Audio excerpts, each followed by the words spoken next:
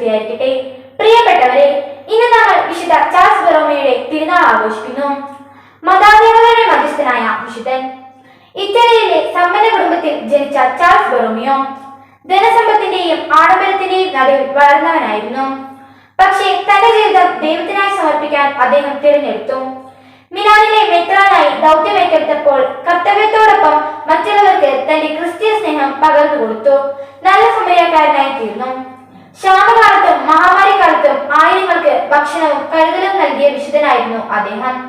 പാവങ്ങൾക്കായി തന്റെ എല്ലാം ദാനം ചെയ്തുവെന്ന് പറയാം. മറ്റുള്ളവർക്കായി തന്റെ ജീവൻ പോലും അപകടത്തിലാക്കാൻ തയ്യാറായിരുന്ന ഈ ഇടയൻ യഥാർത്ഥ ക്രിസ്തീയ ഗുരുവിന്റെ മാതൃകയായിരുന്നു.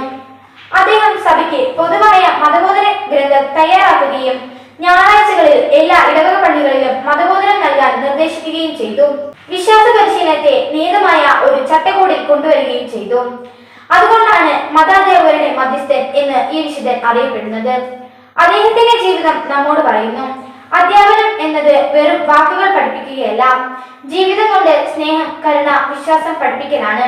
പ്രിയ മതാധ്യാപകരെ, നിങ്ങളാണ് ഞങ്ങളിൽ വിശ്വാസത്തിന്റെ വിത്ത് വിതയ്ക്കുന്നവർ. ഈ തിരുനാൾ ദിനത്തിൽ നിങ്ങൾ ചെയ്യുന്ന സേവനത്തിനും സമർപ്പണത്തിനും ഹൃദയം നിറഞ്ഞ നന്ദിയും ആശംസകളും അർപ്പിക്കുന്നു. വിശുദ്ധ ചാൾസ് ബൊറോമിയോയുടെ മധ്യസ്ഥതയിലൂടെ നിങ്ങളുടെ അധ്യാപക ജീവിതവും ദൈവസ്നേഹത്തിന്റെ പ്രകാശം പരത്തട്ടെ.